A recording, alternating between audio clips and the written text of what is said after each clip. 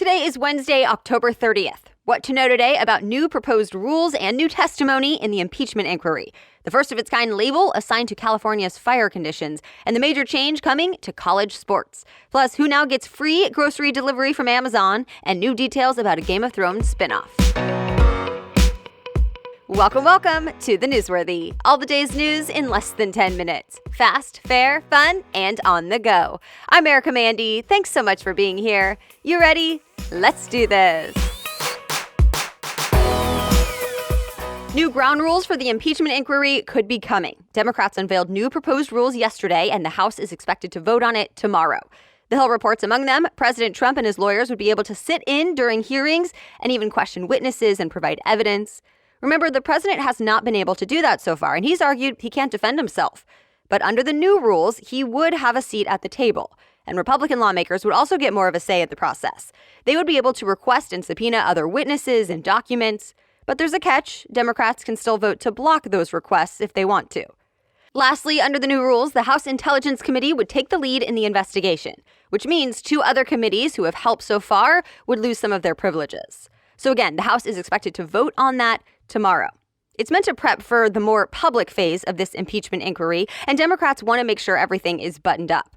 Republicans have been calling for a formal vote and more involvement, but many are still not on board with this latest proposal. The Washington Post reports top Republicans say the rules are, quote, complete garbage, and that Democrats have already abused due process, which can't be undone. They want their party to vote no. Still, the new rules are expected to pass since Democrats have the majority in the House. Also of note surrounding the impeachment inquiry, major new testimony. Impeachment investigators heard from a U.S. diplomat yesterday who was on that July phone call where President Trump asked Ukraine to investigate his political rivals. Yes, that same call that led to a whistleblower's complaint, which set the impeachment inquiry in motion. In fact, the AP reports diplomat and Army Lieutenant Colonel Alexander Vindman was the first official to testify who actually heard Trump's call firsthand. Well, he went against White House orders to testify for 10 hours, and he told investigators he raised concerns about that call he heard and pressure on Ukraine to the National Security Council.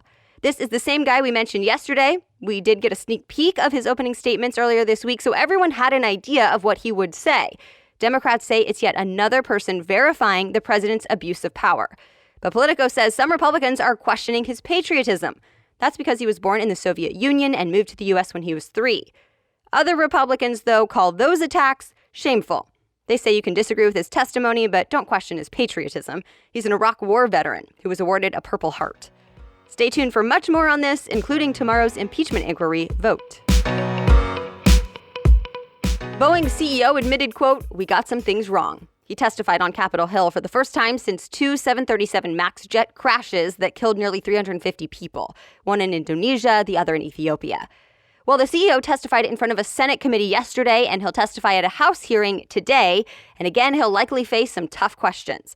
Already, CNBC reports his admission and apology is the plane manufacturer's most public statement so far that it messed up designing the automated system on the plane. The Wall Street Journal reports the CEO even admitted he learned about the test pilot's warnings before the second crash. He also said Boeing did not do a good enough job telling the pilots about changes on the new jet, and the company is improving and learning. Family members of the victims from both crashes were at the hearing, and at times they held up large photographs of their loved ones. And as the questioning continues today, Boeing 737 MAX jets around the world are still grounded. They are not allowed to fly. The National Weather Service has issued a first-of-its-kind warning because of the conditions causing wildfires in California. CNN reports the Weather Service put out an extreme red flag warning. The extreme part of that may not actually be an official thing, but officials wanted to get it across that this is not a typical warning that the area is high risk for wildfires. At this time, it really should use that extra word, extreme, the worst conditions in recent memory. More strong winds, even hurricane-force winds, are expected to hit in some areas around the state today, which could knock down power lines and trees into dry brush, which then could spark even more fires. And keep in mind, already firefighters have stayed busy with two major fires this week that have forced evacuations and damaged homes, one in Northern California's wine country and the other in the Los Angeles area. New research says rising seas could affect 3 times as many people than scientists originally thought. The New York Times reports original research was based on satellite readings. The problem with that is it's not super accurate for areas like Asia when it comes to the ground level. So researchers from a nonprofit in New Jersey used artificial intelligence and other tools to take a better look. They found that at least 150 million people are living in low-lying areas, places that will be below high tide by the year 2050. In other words, flooding from climate change could be an even bigger problem than first thought for some of the world's coastal cities, especially in places like China and India. Experts say there's still time to prepare and develop solutions for coastal flooding before it's too late. New rules are coming for college athletes that allow them to make money from things like sponsorship deals. ESPN reports the NCAA's top decision makers just voted unanimously to at least start the process to change the rules by the year 2021. The changes will allow athletes to benefit from their name, image, and likeness. So they'll be able to make money beyond scholarships without facing sanctions or losing their eligibility to play. The NCAA is the country's largest governing body for college sports. And now the organization is saying it and its member schools must figure out the best way to implement these rules while keeping the integrity of college games. Keep in mind, California just passed a law a month ago with similar rules, and more states are now considering it. But there are still concerns and critics. For example, some say sponsorship deals could start playing an unfair role in recruitment efforts. We'll see how the rules actually play out. Get ready for a dramatic final Game 7 of the World Series. The winner of tonight's game wins it all. The series is tied right now 3-3 after the Washington Nationals pulled off a win last night against the Houston Astros. The Astros are hoping for a repeat of the World Series victory in 2017. The Nationals are hoping for their first title in the history of the franchise. The winner takes all Game 7 is set for tonight at 8 o'clock Eastern. All right, we have much more news ahead, but first, thanks to our sponsor this week, FabFitFun. This is a lifestyle subscription box that arrives at your door each season, so it gets you all ready for the new weather and the new trends. And you'll get full-size premium beauty, fitness, fashion, and home products. So lots of variety and lots of quality in every box. This is my favorite subscription box I've ever tried. Because of that, I'm always so excited when the FabFitFun box arrives, and this year's fall box was no different. For example, I love using the Aveda Damage Remedy Daily Hair Repair and the Hair Towel Wrap. And the box also comes with more great products like an Anthropologie travel yoga mat and a plush ultra soft fringe scarf. You can choose to be surprised, or you can customize many of the items in your box from various options.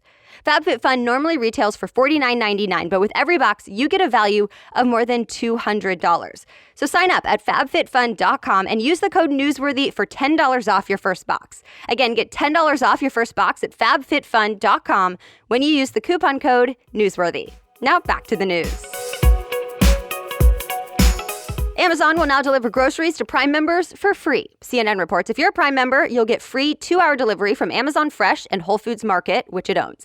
Before, it cost about $15 a month for the delivery service, in addition to the $119 a year Prime membership.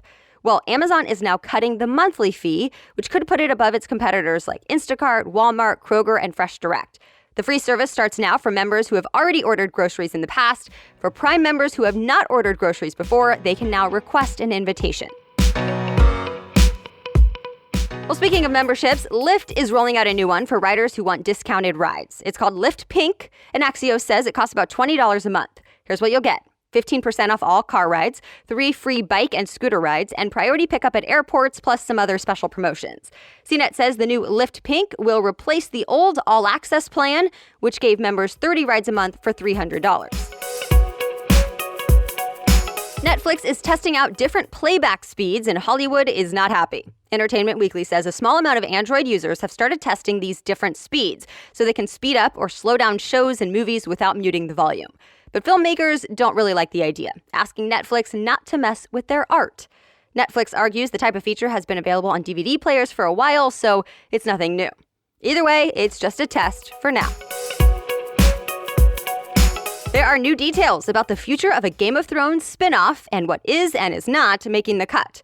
First, that prequel starring Naomi Watts that you may have heard about is no longer happening. Multiple reports say HBO has dropped it. The pilot was shot over the summer and was set thousands of years before the original Game of Thrones series, but it apparently is not happening. Instead, HBO announced a different prequel is officially in the works, and it's called House of the Dragon. This one focuses on House Targaryen, set 300 years before the original series ended. And that's it for the main news today, but it's now time for Work Wednesday, where we break down one interesting career or work-related news story every Wednesday. And this week, we're talking about which jobs are the best and worst for getting enough sleep. A new study from Ball State University says 35% of working adults in the U.S. are not getting enough sleep, and their jobs may have something to do with it. So, high-stress jobs, long hours, and/or unpredictable shifts can cause the most sleep deprivation. Police, doctors, truck drivers, and factory workers get the least amount of sleep, less than 7 hours a night. NPR cites experts who say technology can also play a role, of course. Since a lot of us are constantly connected, it can be harder to relax. As for who gets the best sleep, CNBC says self-employed people have the lowest rates of sleep deprivation, likely because they can make their own schedules.